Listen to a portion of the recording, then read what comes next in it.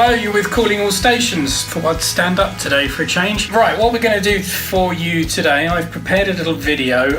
A few of you have asked for this before. It's going to be a little demo of TrainController with a few cameras set up around the layout.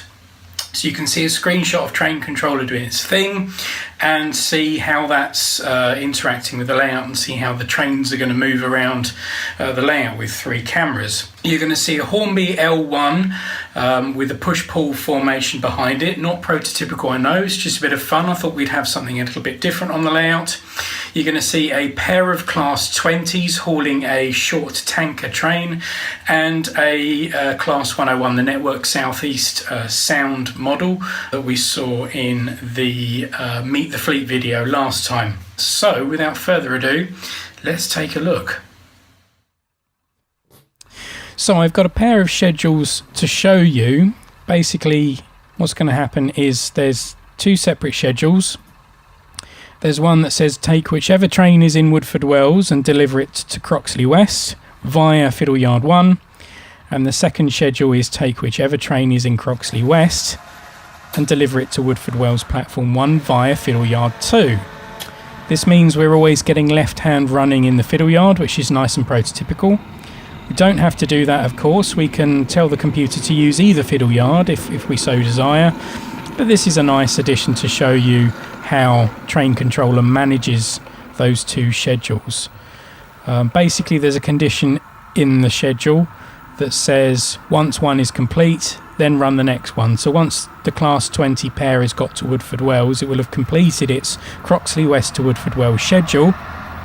But then at the end of the schedule there's a little command that says, okay, now run the Woodford Wells to Croxley West schedule, and it will do what the L1 is doing now, and it's running through to Croxley West. So the way TrainController works is it reserves routes. That's that sort of dashed yellow line, and it's changing the points and the signals appropriately as well, and it's reserving that route, and it will not release that route until the train has stopped in its destination block, or the following block. So as the Class 20 comes in and comes to a stop, it will then release the route and it will clear Fiddle Yard 2. So there we go, it's cleared Fiddle Yard 2 for something else to happen, for another train to come and occupy that block. And eventually, if we watch it long enough, that train will be the L1, which will then run via Fiddle Yard 2. Now, because the Class 20 is currently sitting in Woodford Wells Platform 1, the computer can't send Class L1 straight from Croxley West to Woodford Wells. And that's why we have this nice sort of crossover loop in the Fiddle Yard. Now, I've actually improved the stopping characteristics of each of the locomotives by including an extra detected section for each block. Now, the Fiddle Yard has 3 blocks now within one block, and Woodford Wells Platform 1 and 2 and Croxley West actually have only 2, because I only need 2 because it's at the end of the line. A few of you did say this would be a better way of managing how locomotives behave and stop. You don't have to do this. You can do this by managing speed tables, which is quite laborious. So eventually I took your advice and I put in some extra blocks to help the train stop. So as the Class 20 comes into Croxley West now, it's already in the block and it's being detected. It's slowed down to its crawl speed. Once it gets into the little extra detection section at the end, it will stop. So it's just done that. It's got to an extra bit of detection at the end and it's stopped. Now the Class 101 meanwhile is doing something completely different. That's alternating between the Fiddle Yard and the depot, and unfortunately I didn't have a 5th camera available to show you the depot as well. So it's coming in, and let's see that sort of extra detection in action. It's already approached its brake marker and it's slowing down, and the stop block is just underneath the camera block bottom left. And if you watch the Fiddle Yard 2 box above that, when it hits the red flag, it will stop. That's actually a completely separate, isolated section of track. So when it hits that red flag, it's actually hit a completely separate section of track, and it then tells the computer, okay, I'm at my stop marker, you can release the block behind me. And it's released the block now for the Class L1 to go into the Fiddle Yard. Now what's going to happen here is there's going to be a bit of a bottleneck, because the Class 20 now can't move because of the Class 101, and the L1 can't go to Croxley West because the Class 20s are there, and at the moment the Class 101 can't go into Woodford Wells because the L1's still occupying that route. But when it gets to its stop marker just about now, it will release that route for the Class 101. Now what I'm actually going to do is manually drive the Class 101 into platform 3. Now you're going to see something slightly funny happen here, because platform 3, along with most of the TMD, apart from the middle road of the TMD, platform 3 and most of the TMD do not have block detection sections in them. Although they're listed on the diagram, they're not actually wired up. So the computer's going to get a little bit confused about where the Class 101 is. So you can see it's still in the fiddle yard 2 on the diagram, even though it's moved off. And as it approaches platform 3, it's not going to illuminate. That's because the block detection for platform 3 hasn't been set up yet. Eventually I'll get around to doing that as well. So we're going to have to interfere and tell it what's going on. Meanwhile, nothing else can happen because the computer still thinks the Class 101 is in that block. So what I'm doing now is I'm telling the computer it's okay, the Class 101 is no longer in that block, and now the computer's taken over and it's going to move the Class 20. And the Class 20 now actually has a clear run from Croxley West all the way to Woodford Wells. Now what I'm going to do is I'm going to bring out the Class 128, and again you're thinking, where the hell's the 128 on this diagram? Again, TMD Yard 1 does not have block detection in it at the moment, so the Class 101's coming out of an area that's not on the diagram. Meanwhile, whilst I do that, the Class 20 and the L1 are going to carry on their schedule, alternating between Woodford Wells and Croxley West via the fiddle yard as normal.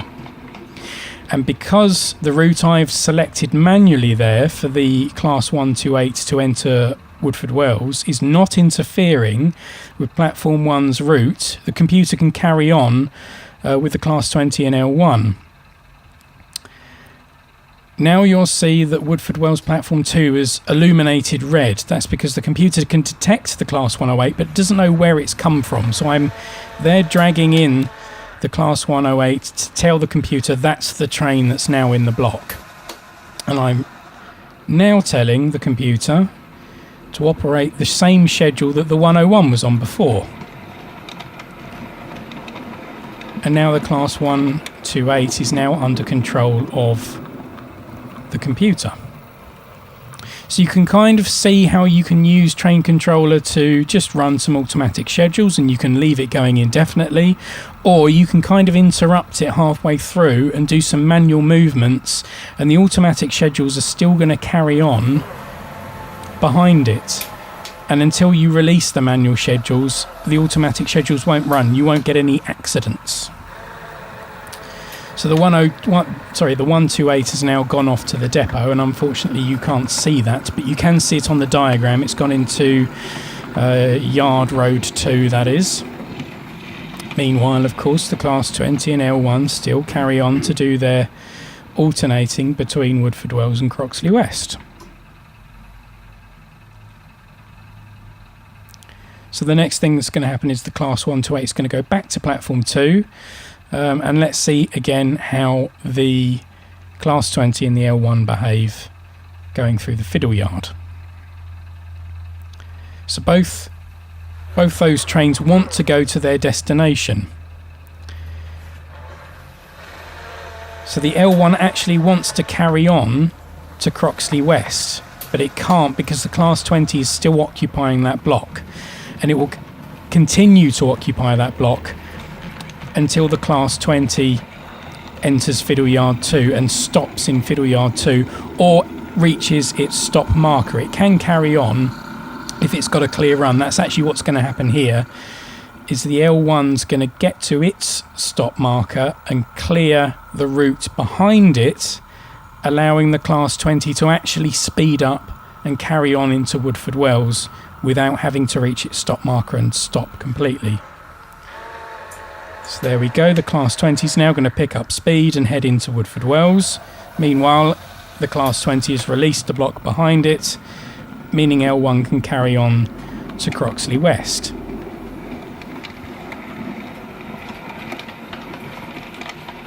It also is automatically changing the signals. So let's have a look at Platform 2's starter signal. It's just top right of the screen next to the Class 08 shunter. So as soon as the Class 20 stops, it's going to clear the route for the Class 128. It's cleared the signal as well.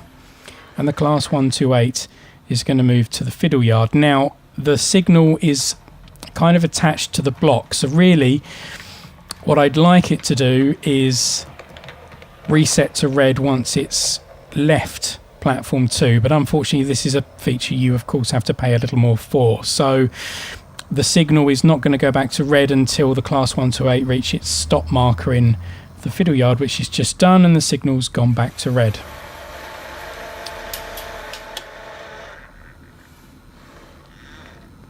So again, we're going to reach a bit of a bottleneck. The Class 20 wants to go to Croxley West. It can't do that because the L1 is there. The L1 wants to go to Woodford Wells via Fiddle Yard 2, but it can't because the Class 128's there. And the 128 at the moment is waiting for the route to be cleared by the computer so it can cross the throat of the station and go back to Platform 2. So we've got to wait for the Class 20 to reach its stop marker, and then it will release the route behind it. Now you might think this is a little bit kind of laborious, waiting for them to do this kind of really slow approach. I kind of like it because it's kind of prototypical, especially when they reach the stations, they slow right down into the terminus, which is kind of what would happen in real life. You can adjust these sort of minimum and maximum speeds. So the computer's it's got into a little bit of a thinking process there, and it didn't quite release the 128 initially, but now it has, and it's released that to Platform 2. Hopefully this is all making sense. I'm kind of making this up as I go along, so hopefully it's all kind of making sense to you. Again, I'd say if you really want to get to know TrainController, go and watch Ruud Boer's channel, because that's how I learnt everything about this product, basically. If you really want to drill down into the schedules and the blocks and how they're all managed, the signalling, and he's got the gold version, so he can go into even more detail. Really go and check out his channel. He will teach you everything you need to know. So the Class 128 is heading off to the depot. It's not interfering with Platform 1's junction, so both trains will run, the push-pull formation will run, and the Class 128 will run. So the push-pull formation came in quite quickly there. So I've obviously still got some tweaking to do of speed settings, but that's okay. But the Class 20 will have a nice slow approach. It's hit its brake marker, and it's slowing down to a crawl, and once it hits its stop marker, then it will stop. And that's it. Now I've stopped all the schedules and I've finished. Okay, so I hope that offered a little bit more of an insight into how TrainController works with my layout. Again, I'd say go over to Ruud Boer's channel if you want to learn just exactly how you program all that kind of stuff and how you do the block detection, how you run the schedules, how you get it to tell which schedule to run after which other one. Go over to his channel. I promise he will explain everything really efficiently and much better than I can. Layout wise, I'm probably not going to do so many layout specific updates in the future. That's mainly because everything's kind of done, really. I know a layout is never finished and there's lots of little tweaks that you can always make, but for the most part there are no massive projects at the moment going on Woodford Wells. As much as it pains me to say that, I would like to do another big project, but I kind of just don't have the room. So Woodford Wells is kind of complete for the moment anyway. I will carry on doing little tweaks, but layout update wise I probably won't do so many more. That doesn't mean there's not going to be any more layout content. There's going to be loads of Meet the Fleet videos. They've been really well received, so I'd like to carry on with those, and I've got a whole stock stock load of models to carry on reviewing and talking about. So that will be the future of Woodford Wells videos, is a lot more meet the fleet stuff. And I would like to do a few more of these videos. This has been really fun to film and fun to make. It's taken absolutely ages because of the way I've had to export each clip in position for iMovie. It's kind of a bit of a laborious process, but I'd like to do some more again. It was quite fun. Maybe we'll do some different shots next time and have a look at some different schedules and some different locos. I would like to do one of these live, actually. That would be quite good, kind of like how 5 Elms has done his stuff. But again, I've got to work out how to plug in the iPhone and all the extra cameras, so they're all streaming together. So I will look into that for the future, and maybe we'll do one of these videos as a live stream. That might be quite good. Okay guys, as always, thanks for watching. Don't forget to like, subscribe, comment, share, all that wonderful stuff. It's always great to hear from you. As always, coming up in the future, as I said, we're going to be doing Meet the Fleet videos, more map challenge stuff, and I've got an idea for a new game that's kind of branched out from Transport Roulette, so we're going to probably film that in a couple of months' time. It's really difficult to fit it all in with both my shift work schedule and friends' shift work schedules, so we'll get around to all that stuff, don't worry. There will be loads more stuff coming up. Thanks for watching guys, I will see you soon.